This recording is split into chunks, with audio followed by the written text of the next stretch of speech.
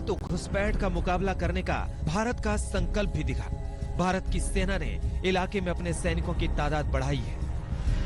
थोड़ा सा चाइना को लगता है कि शायद कुछ हरकतें उनके लाइन ऑफ परसेप्शन की साइड पे हो गई हैं, तो उसकी वजह से ये इश्यू थोड़ा सा बढ़ गया है और थोड़े तनाव बढ़ने के कारण दोनों साइड से थोड़ी डिप्लॉयमेंट ज्यादा हो गई है।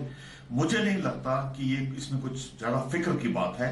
ये थोड़े दिन रहेगा, उसके बाद जो लीडरशिप है लोकल लेवल पे या हायर लेवल पे या डीजीएमओ लेवल पे बातचीत करके ये विड्रॉ हो जाएगा।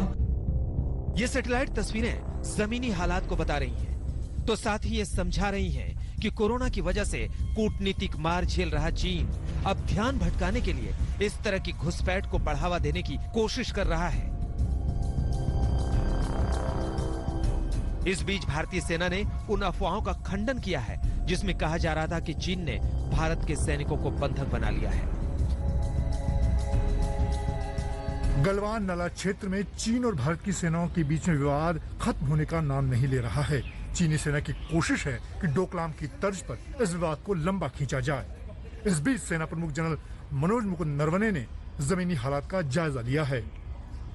चीनी सेना कई मोर्चों से भारत पर दबाव बना रही है, लेकिन भारतीय सेना की तैयारी भी पूरी तरह से मुकम्मल है।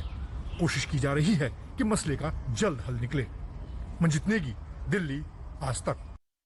तो देखा आपने सैटेलाइट तस्वीरों के जरिए चीन का झूठ कैसे पकड़ में आ गया है। आगे बढ़ते हुए रुख अब महाराष्ट्र की एक बड़ी खबर का करेंगे। महाराष्ट्र के नांदेड़ में एक साधु की हत्या से हड़कंप मच गया।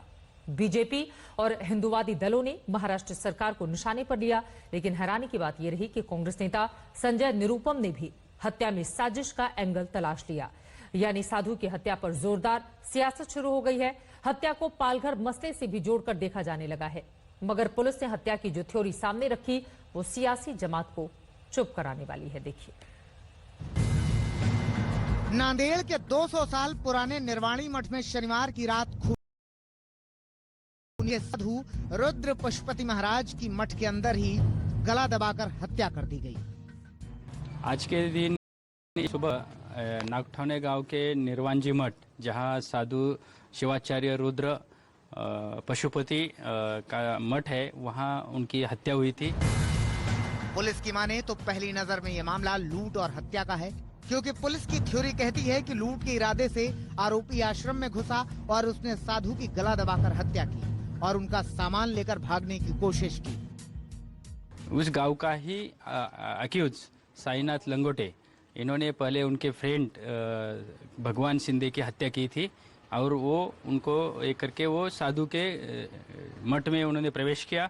साधु को उन्होंने उनके शरीर पे मिर्च फूट डाली, वहाँ कुछ झटापट हुई है और साधु को उन्होंने गला दबा के मारा और साधु के जो चीज़ वस्तु यानी लैपटॉप, बाकी के चीज़ वस्तु और पैसे वो डिक्के साधु के गाड़ी में डाल के और साधु को भी मृतदेह गाड़ी में डाल के वो वहाँ से भाग रहा था। पुलिस की माने तो आरोपी की गाड़ी गेट पर ही फंस गई। तब तक आश्रम के सेवादार जाग गए और वो आरोपी के पास पहुंच गए, लेकिन मौका पाकर आरोपी यहां से भाग निकला। गाड़ी मठ के गेट पे अटक गई, यानी मुझको धक्का लगा और साधु के सेवेकरी नीचे आ गए। जब सेवेकरी को पता चला कि वो साधु को लेकर वो तो पता नहीं था, लेकिन ऐसे चल रहा था कि गाड़ी चुरा रहा है, तो उसको तहकीकात कर रहे थे कि गाड़ी लेकर तू क्यों भाग रहा है, क्या साधु की गाड़ी क्यों चुरा रहा है। तो उसको थोड़ा टाइम मिला, वो गाड़ी के नीचे आ गया और लोग इधर उधर उनसे बोलते लगे, तो वो वहाँ से वो भाग गया। अब तक आश्रम